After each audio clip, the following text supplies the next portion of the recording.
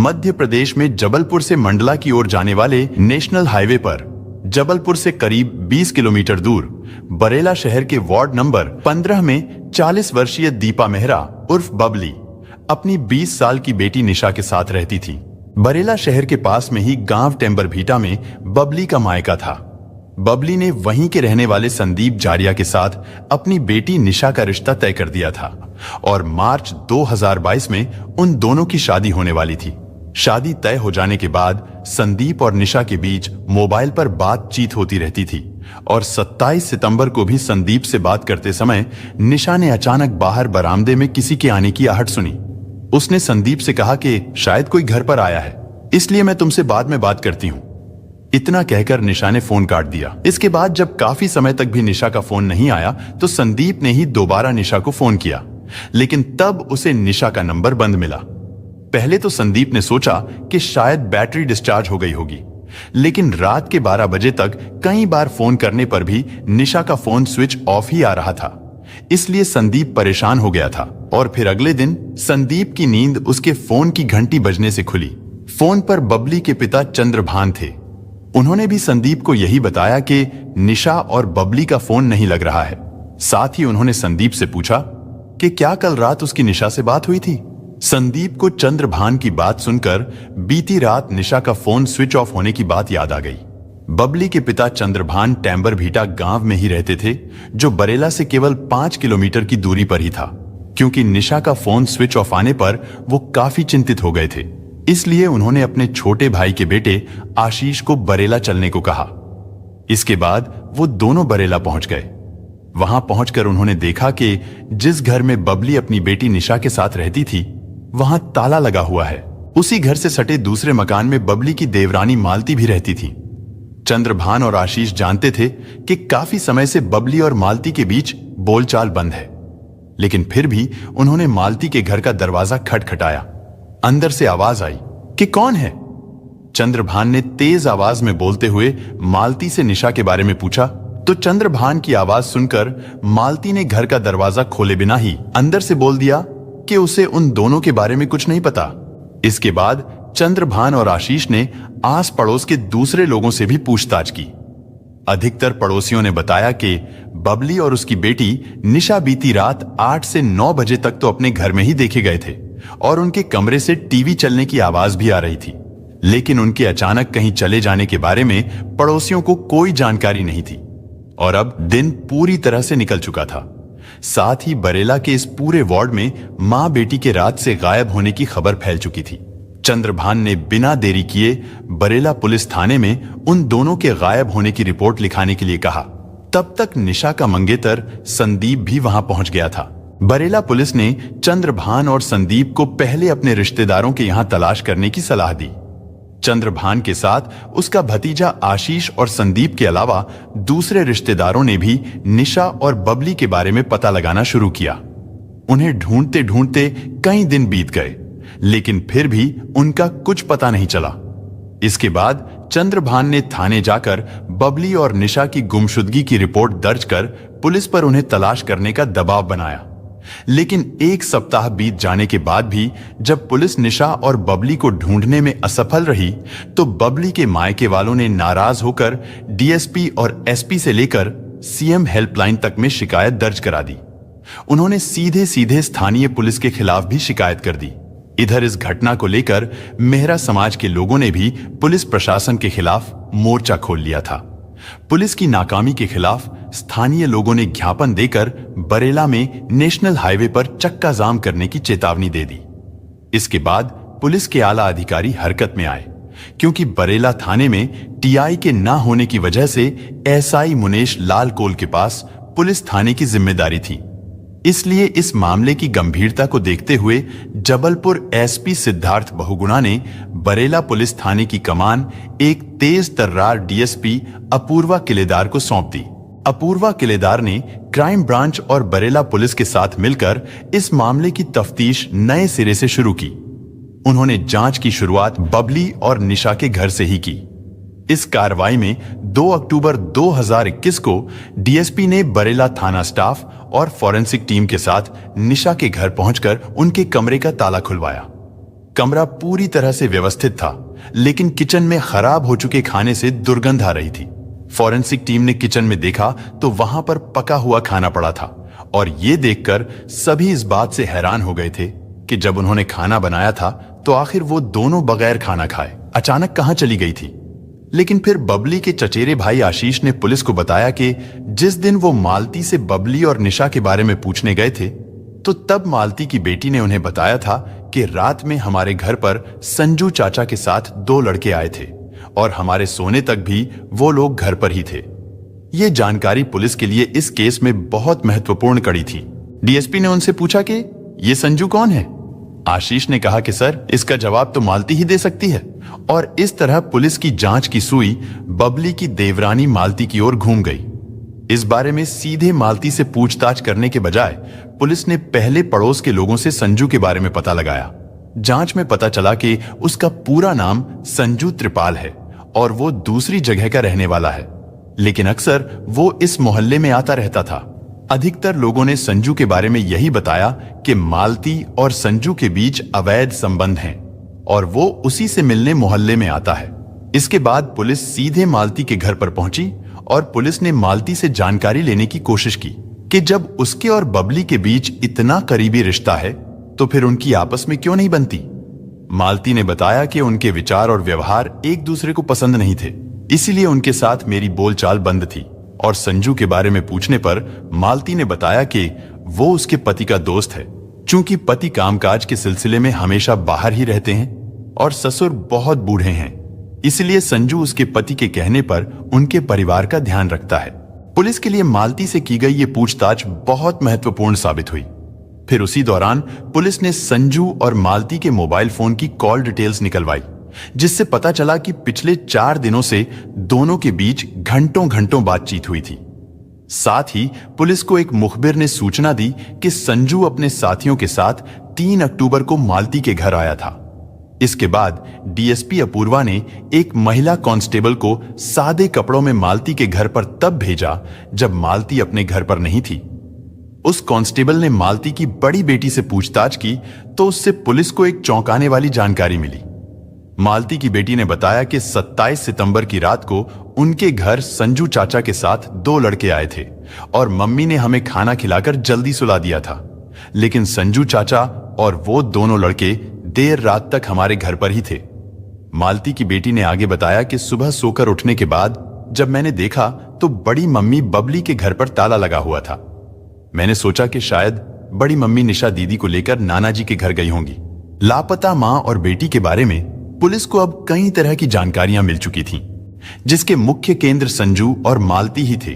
और अब पुलिस को पूरा विश्वास हो गया था कि बबली और निशा को गायब करने में संजू और मालती का ही हाथ है।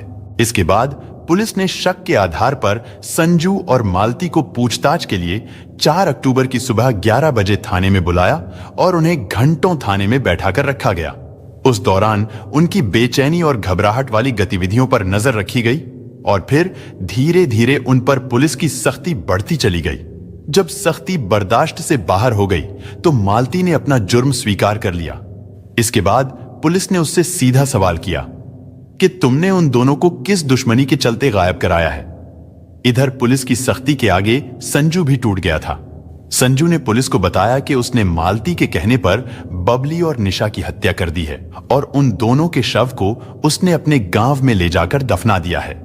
लेकिन पुलिस पूछताछ में इस दोहरे हत्याकांड की जो कहानी सामने आई, उसे सुनकर पुलिस भी हैरान रह गई। दरअसल मध्य प्रदेश के जिला जबलपुर के बरेला कस्बे की भगत सिंह कॉलोनी में रहने वाली 40 वर्षीय दीपा मेहरा उर्फ बबली नगर के आंगनवाड़ी केंद्र में नौकरी करती थी और उसकी शादी सन 2000 में बरेला के निवासी पंचम लाल के बड़े बेटे नरेश मेहरा से हुई थी। फिर शादी के 1 साल बाद यानी 2001 में निशा के जन्म के कुछ ही दिनों के बाद बबली के पति नरेश की एक दुर्घटना में मौत हो गई थी और पंचम लाल का छोटा बेटा सुरेश राजमिस्त्री का काम करता था। उसकी शादी मालती के साथ हुई थी। इसके बाद सुरेश अपनी पत्नी और बच्चों को लेकर अलग रहने लगा था। इधर अपनी बेटी के अच्छे भविष्य के सपने सजोए बबली अपने घर को जैसे तैसे करके चला रही थी। समय के साथ साथ निशा भी जवान हो गई थी। वो अभी सालीवाड़ा गौर कॉलेज से ग्रेजुएशन के अंतिम वर्ष की पढ़ाई कर ही रही थी कि तभी उसके नाना ने निशा का रिश्ता तय कर दिया था। इधर पंचम लाल के मकान में 4 कमरे थे, जिनमें से बंटवारे के समय 2 कमरों में बबली और 2 कमरों में मालती के पति सुरेश का परिवार रहने लगा था। मालती का पति सुरेश अक्सर काम के सिलसिले में मंडला जिले में रहता था। वो कई महीनों तक अपने घर नहीं आता था। मालती अपनी 3 बेटियों और बूढ़े ससुर पंचम लाल के साथ बरेला में ही रहती थी। 30 साल की मालती वासना के सुख से वंचित रहती थी और फिर करीब 5 साल पहले मालती के संपर्क में संजू आया था। वो महगवा गांव का रहने वाला था। संजू सुरेश का परिचित था। वो दोनों मिलकर काम तलाशते थे। जब सुरेश काम की तलाश में मंडला चला गया तो इधर संजू उसकी पत्नी मालती से मिलने आने लगा। मालती की बेटियों के लिए संजू चॉकलेट और बिस्किट लेकर आता था। मालती की बेटियां उसे चाचा कहकर बुलाती थीं।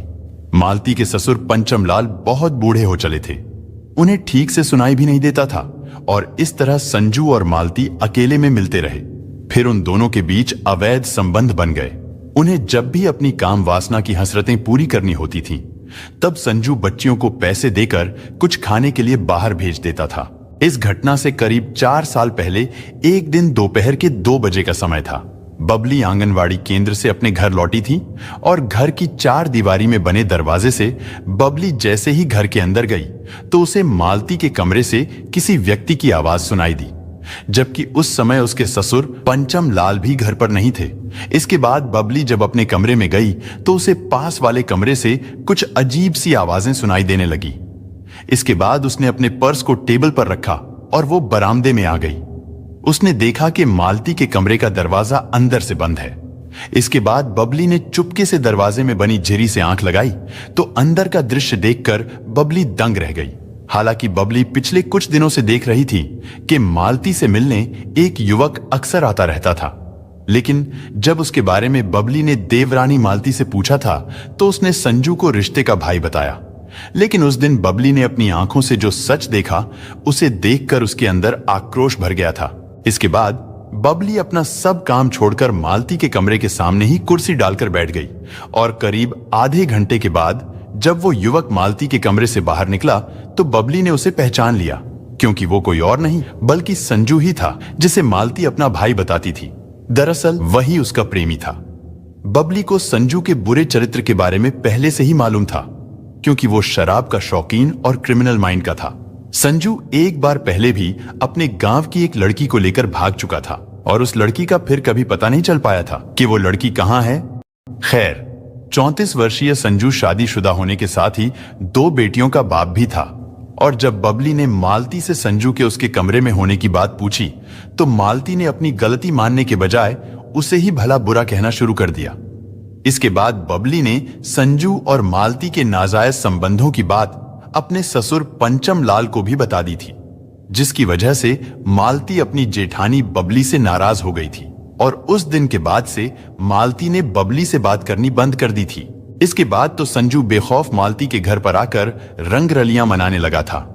इधर बबली की बेटी निशा का रिश्ता संदीप के साथ तय हो चुका था और बबली को यह चिंता खाए जा रही थी कि कहीं मालती की इस करतूत का असर उसकी बेटी की शादी पर ना पड़े, क्योंकि इसमें परिवार की बदनामी का भी डर था। इधर मालती शक्की स्वभाव की थी और उसे लगता था कि उसकी भतीजी निशा उस पर नजर रखती है। वही संजू के आने जाने की हर खबर अपनी मां बबली को बताती है और मां उसकी शिकायत ससुर से करती है। इस शक के चलते वो अंदर ही अंदर डरने लगी थी कि कहीं उसके और संजू के अवैध संबंधों की बात उसके पति सुरेश तक ना पहुंच जाए। उधर संजू के मन में भी कुछ इसी तरह के विचार आ रहे थे। फिर एक दिन मालती ने संजू से कहा कि अब उनके संबंधों में बबली और उसकी बेटी बाधा बन गई है, इसलिए उन्हें अब रास्ते से हटाना ही होगा। इसके बाद उन दोनों ने मिलकर एक खूनी प्लान बनाया। संजू ने प्लान के मुताबिक इस काम को अंजाम देने के लिए अपने 2 दोस्तों राजा कोल और देवा कौल को शामिल कर लिया था और बदले में उन्हें काम पूरा होने पर 50,000 रुपए देने का वादा किया था। संजू ने उन्हें कुछ पैसे एडवांस भी दिए थे। इसके बाद 27 सितंबर 2021 को रात के समय राजा और देवा के साथ संजू मालती के घर पहुंच गया। इसके बाद प्लान के अनुसार मालती ने अपने ससुर पंचम लाल के खाने में नींद की गोलियां मिला दी थीं, जिससे पंचम लाल गहरी नींद में सो गए थे। इसके बाद मालती ने तीनों बेटियों को भी जल्दी से खाना खिलाकर सोने के लिए दूसरे कमरे में भेज दिया। उसके बाद वो तीनों बबली के आंगन में घात लगाकर बैठ गए और फिर रात के करीब 10 बजे जैसे ही बबली शौचालय की ओर जाने लगी, तभी उन तीनों ने उसे पीछे से पकड़ लिया। उधर इन सब बातों से बेखबर मासूम निशा अपने कमरे में अपने होने वाले पति संदीप से फोन पर बात कर रही थी, लेकिन बाहर कुछ आहट सुनकर निशा भी उस तरफ जाने लगी, लेकिन तब तक वो तीनों उसके कमरे में घुस चुके थे। इसके बाद उन्होंने निशा को भी दबोच लिया और निशा की भी उन्होंने गला घोंटकर हत्या कर दी। मां बेटी की हत्या करने के बाद उन्होंने उनकी लाशों को चादर में लपेटा और रात में ही मोटरसाइकिल से उन दोनों की लाश को नहर के किनारे ले जाकर झाड़ियों में फेंक दिया। इसके बाद अगले दिन तीनों ने उनकी लाशों पर नमक डालकर एक गड्ढे में दफना दिया था और ये काम महगवा नहर के किनारे एक सुनसान इलाके में किया गया था, जो कि मुख्य रोड से लगभग 800 मीटर अंदर है। इसके बाद एसडीएम प्रमोद सेन गुप्ता और तहसीलदार की उपस्थिति में पुलिस ने मजदूरों की मदद से जब जमीन की खुदाई कराई तो लगभग 5 फीट के गहरे गड्ढे में उन्हें 2 लाशें मिली। वो दोनों लाशें ऊपर नीचे रखी हुई थीं। साथ ही उनके ऊपर काफी मात्रा में नमक भी डाला गया था। निशा का शव ऊपर था और उसके नीचे उसकी मां बबली की लाश थी। घटना स्थल पर मिले शवों की पहचान होने के बाद परिजनों और रिश्तेदारों के बयान दर्ज किए गए और फिर शवों का पोस्टमार्टम कराने के बाद उनका अंतिम संस्कार कर दिया गया। इस हत्याकांड में राजा और देवा की तलाश की गई और उन्हें भी जल्द ही अरेस्ट कर लिया गया। हत्या के आरोपियों को गिरफ्तार करने और मां बेटी की हत्या का पर्दाफाश करने में महत्वपूर्ण भूमिका निभाने वाले पुलिसकर्मियों की एसपी सिद्धार्थ बहुगुणा ने सराहना की। इसके बाद पुलिस ने आरोपी संजू त्रिपाल, उसकी प्रेमिका मालती मेहरा, उसके दोस्त राजा कौल और देवा ठाकुर को धारा 302, 201, इसके अलावा और भी कई अन्य धाराओं में मुकदमा दर्ज करके जबलपुर कोर्ट में पेश किया गया, जहां से उन सभी को सेंट्रल जेल भेज दिया गया। दोस्तों, इस घटना को सुनाने का उद्देश्य किसी का दिल दुखाना नहीं है, किसी को परेशान करना नहीं, बल्कि आपको जागरूक करना है, आपको सचेत करना है। दोस्तों, इस पूरी घटना के बारे में आपकी क्या राय है, कमेंट बॉक्स में जरूर बताएं। और अगर हमारी मेहनत पसंद आई हो तो इस वीडियो को लाइक करते हुए शेयर भी करें। अगर आपने अब तक चैनल को सब्सक्राइब नहीं किया है तो हमारे चैनल को सब्सक्राइब कर लीजिए। धन्यवाद।